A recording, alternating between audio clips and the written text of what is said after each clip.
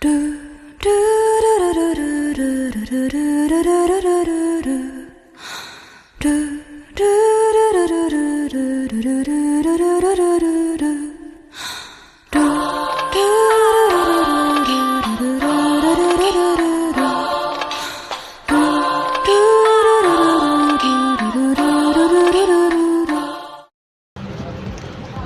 niyo ba na ang Pilipinas ay isang demokrasya na bansa? Ibig sabihin, may karapatan tayong mga tao na pumili kung sino ang gusto nating mamuno sa ating bansa. Sabi nga nila, ang gobyerno raw ay may kapangyarihan na baguhin ang ating mga buhay. Pero tayong mga tao rin, may kapangyarihan din tayo na baguhin ang gobyerno. Kaya naman, napaka-importanteng bumoto ng matalino dahil dito nakasalalay ang ating kinabukasan. Ngunit, paano nga ba pumoto ng matalino?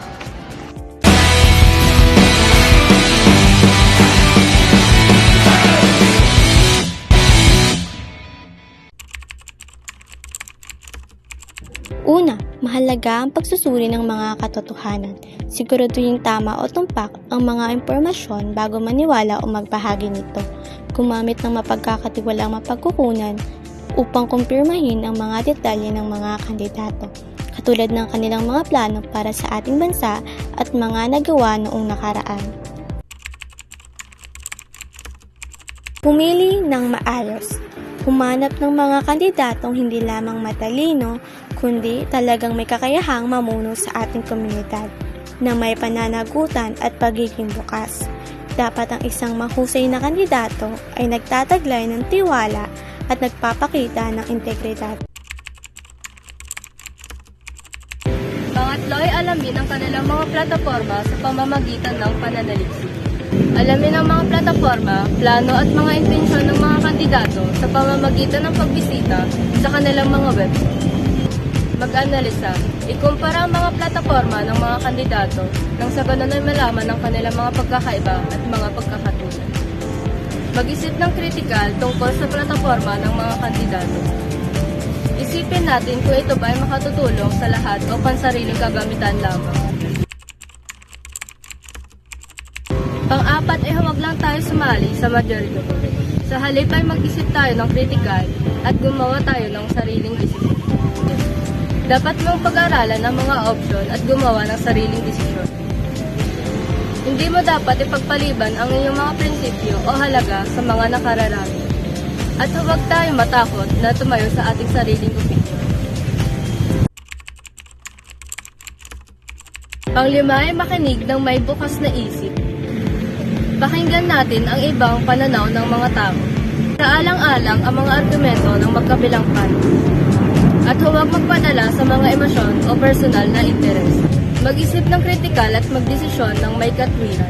Makakapagpasya ka ng may katwiran at nakikita ang iba't ibang pananaw na nakatutulong sa pagbuo ng mas mabuting at mas matalinong pagdesisyon sa pagboto. Pang-anim, huwag basta-basta maniwala sa mga political ads. Sa halip, suriin ang mga record ng mga kandidato. Tandaan, ang iyong boto ay isang makapangyarihang kasangkapan, kaya gamitin ito ng may talino. Pang-pito, isaalang-alang ang kung matagal ang epekto. Bago gumawa ng desisyon, mahalagang pag-isipan kung ano ang magiging epekto nito sa hinaharap. Huwag nakatuon sa mga panandaliang benepisyo. Tiyakin na makakatulong ito sa pagunlad ng komunidad at bansa sa mahabang panahon. Pangwalo, mag-ingat at kilalanin ang iyong mga pagkiling. Lahat tayo may mga gusto o pagkiling batay sa ating karanasan, pananaw o pinagmulan. Mahalagang kilalanin natin sila ng gusto upang makagawa ng patas at mas maalam na desisyon, lalo na sa pagpili ng mamumuno.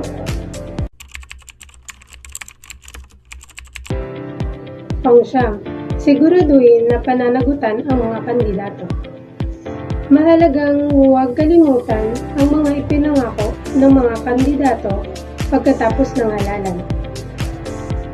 Bilang mamamayan, responsibilidad nating bantayan at tiyakin na ginagawa nila ang kanilang mga tungkulin at tumutupad sa kanilang mga pangako sa bayan.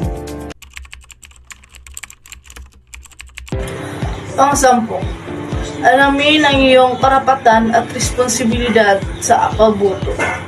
Mahalaga na alam mo ang iyong mga karapatan bilang isang botante upang makagawa ng matalinong desisyon. Kasama rito ang karapatang bumoto ng malaya at walang takot at ang responsibilidad na suriin ang mga kandidato at isyu para sa kapakanan ng bayan. At pang-11, hanapin ang iba't ibang pananaw sa pagdesisyon, makakatulong at pakinig sa iba't ibang pananaw at saloobin. Sa ganitong paraan, mas marami tayong makukuha na ideya sa iba't ibang tao kung bakit nila gusto iboto ang kanilang gusto at anong reason. Dahil ang bawat pananaw ay nagbibigay ng ibang perspektibo sa mga problema at solusyon. Kaya't mas makakapagdesisyon ka ng mas mahusay. Ang pagsasaalang-alang sa iba't ibang pananaw ay nagpapakita ng malakas na demokrasya kung saan pinahahalagahan ang bawat boses. At sa panghuli, isipin ang susunod na henerasyon. Kapag bumoto, isipin ang epekto ng iyong desisyon, hindi lang para sa kasalukuyan, kundi pati na rin sa hinaharap. Ang mga pinipili nating leader at patakaran ngayon ay ang makaka-apekto sa buhay ng mga darating na henerasyon.